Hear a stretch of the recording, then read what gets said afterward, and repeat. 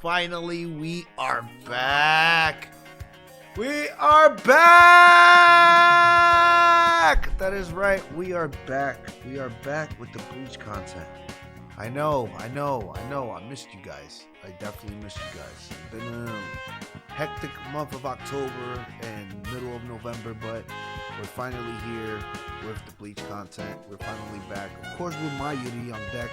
It has to be with Mayuri because Mayura Kurotsuchi is a hell of a freaking character. And if you haven't noticed, I will tell you guys now, the characters are being released with characters that are also being shown in the 1000-Year Blood War arc currently. So this past weekend was Mayuri. The weekend before, it was Grimjaw, if I'm correct. It's been literally some kind of mix-up of like the returning cast slash new presentation here. It's kind of combining with the 1000-Year Blood War, what they're showing out there. Nonetheless, we're here to watch this trailer. We're here to break it down. We're here to do what we know how to do best here on the Techneex FGC, or now known as the ECHT, the East Coast House of Techneex. That is right. We are a house of Techneex for wide ranges of different kind of games, from anime games to fighting games to action to adventure, you name it. And that's where we're here. So let's start and welcome to the East Coast House of Techneex, guys. Let's get it. Let's see what we get here. Here we go.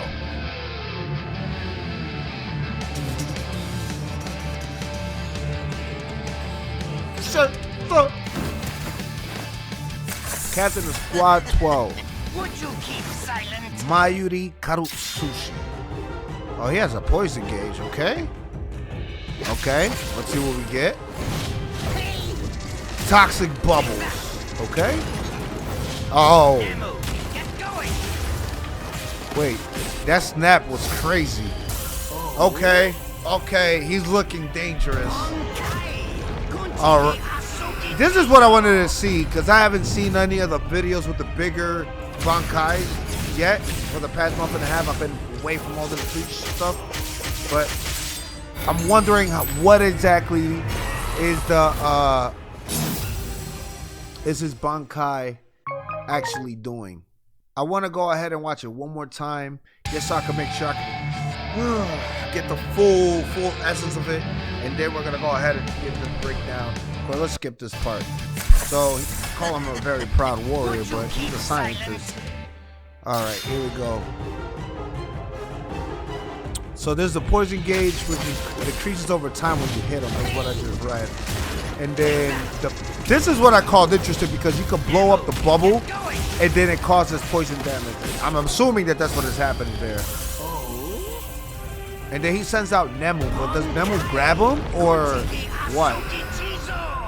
Koshiki Asoshigizo! This is fucking crazy. His ultimate in the background, I see it. They didn't reveal too much, but I get it. Okay. Let's see what we get in slow-mo. Let's break it down. It is time to break it down. Here we go. Of course, we get the intro with the sword. Here we go. It says the captain of Squad 12. He's a very proud warrior who possesses an insatiable, inquisitive mind. He's a scientist. Again, I guess because he uses a sword and shit, he's a warrior too. But he's a scientist. And I guess the thing is that they gave him a poison gauge, where I guess you could just put it under the umbrella of poison. I don't necessarily think that was the entirety of his Bankai, or how his Bankai necessarily works. I guess, whatever is poison. Whatever, I guess. He's more of a scientist. He has other usage and other things that he does, which isn't really shown here, because his focus is more on like the toxin and things like that of the sort. So here we have the poison gauge. Of course, like I mentioned earlier, when some skills hit, poison gauge accumulates and decreases over time. The gauge will be consumed when attacking with Mayuri Zanpakuto and gives additional damage. So essentially, this is more a la Aki. If you ever played with Aki in Street Fighter or ever played with a poison user, how it works is that when you hit a character with a technique that it causes the status effect of poison, their health starts depleting little by little, and then as you hit the target, that accumulation doubles up damage output, or it can triple depending on the situation and what kind of setups you have. I always mention Aki because Aki is right now the most known poison user. Because of that, I'm mentioning her. She has toxic bubble just like this guy here, that does very similar thing with that. If it pops in a certain at a certain distance, it seems from what I saw earlier that the bubble can pop at a distance and still make you get poisoned. So there's that, but that's what this is essentially talking about. Outside of that, we fast forward a little bit. We have here what is called his signature move, the toxic bubble. So as you can see there, in that particular instance, the bubble didn't touch the opponent, but you can burst the bubble by more than likely pressing an input. And if the character is close by, then it does the status effect, and it increases the poison gauge over the character itself. Needless to say, this character is going to be somewhat of a zoner and more of a stab and run kind of character.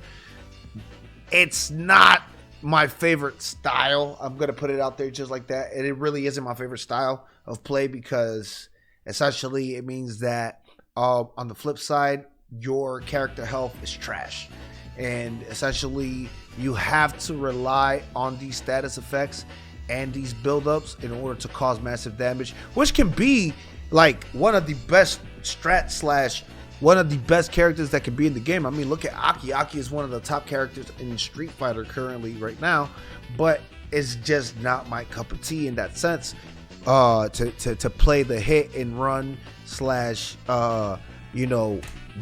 build up gauge kind of thing, especially at the higher level, you're gonna have to literally play very, very, very keen and very dodgy and very zony in order to maximize his output. Now this move right here, the move, you idiot, earlier I thought that she grabbed him, but she doesn't grab him. Apparently what happens here is that she kicks the opponent, and if the opponent guards the kick, then it causes the opponent to stagger. When the stagger happens, you are allowed to follow up with a flash step and do a combo extender and do your own combos. So that's what happened here. If you see it again, she's all the way on the backside. He comes out, sends her out there. She does that kick, which causes him to get stuck, and it breaks your guard, is a stagger break, and allows you to go ahead and do a counter move and follow it up. Honestly, it is a really cool technique to have and a really cool technique to use, in the sense that it forces you, in the sense that it makes Mayuri more viable. Instead of having to just always play the hit and run like I was mentioning earlier, now you have a technique that you can actually get up close and personal whenever you need to get your damage output and then retreat. It is, again, the kind of playstyle that doesn't really befit me, but there are a lot of people that love these kind of characters because, again, once you get the setups and traps, it's kind of hard to get out of it. So we fast forward a little bit more. Of course, we got here his Bankai Konjiki Ashitogi Jizo, and this Bankai is an interesting Bankai because what it does is it's like a timer. And essentially, my understanding is that as the time increases and as the Bankai is released, the poison effect buildup increases. So the moment you get to this point that you release this Bankai, the other person poison buildup gauge will always increase and always continue to fill up. meaning that you will always have some kind of time damage, multiple damage output.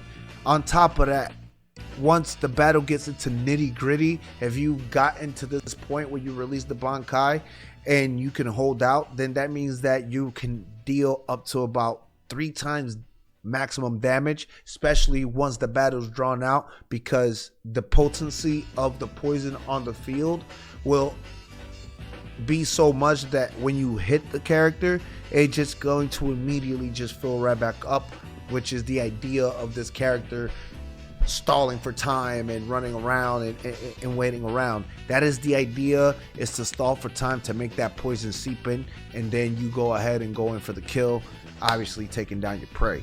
I think it's a really neat idea and a really neat incorporative trick, and it doesn't make him stale, because again, the biggest thing to me is that every character so far that has been released outside of Rangiku has felt that they have their own unique way of battling. And of course, again, we still haven't seen all of Rangiku's stuff, so I'm not going to go ahead and say, oh well, you know, but she's the one who feels the most generic. Every other character has a gauge, has an ice, has poison, has this, has that. And so in this sense, I really enjoy the fact that they've made him the poison user and effectively have incorporated him into being possibly a staple user for the community.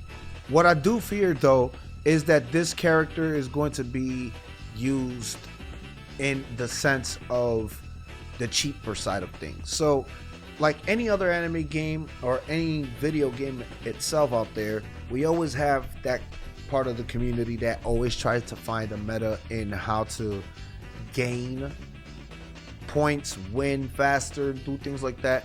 And this is one of the characters that'll turn out to be what we call annoying, in the sense of all the person does is run away and stack up poison and just chip away and then run off and have some kind of way to just maintain their distance. This is exactly one of these characters that you can possibly do that. But I'm seeing that this game has so many different ranges of ways to close the gaps and to make sure that a character isn't doing so, and matchups are going to be important, of course. So if you're using Ichigo against this character, you're gonna have a harder time, because Ichigo, outside of his Getsuga Tensho, won't have an attack that can reach the opponent across the screen like that, unless you're obviously in your Bankai mode. The same thing will happen, let's say for example, with someone like Chad, who has a dash step move that covers across the screen and flashes and makes you be across the screen, which is a really cool concept because big men don't really have things like that. But down the road we get Yami from the Zero Espadas or something like that, and he doesn't have something like that because he's just slow, and then he has an entirely hard time being able to play against a character like this. So because of the fact that you have to learn how to close the range, and it's not a good setup.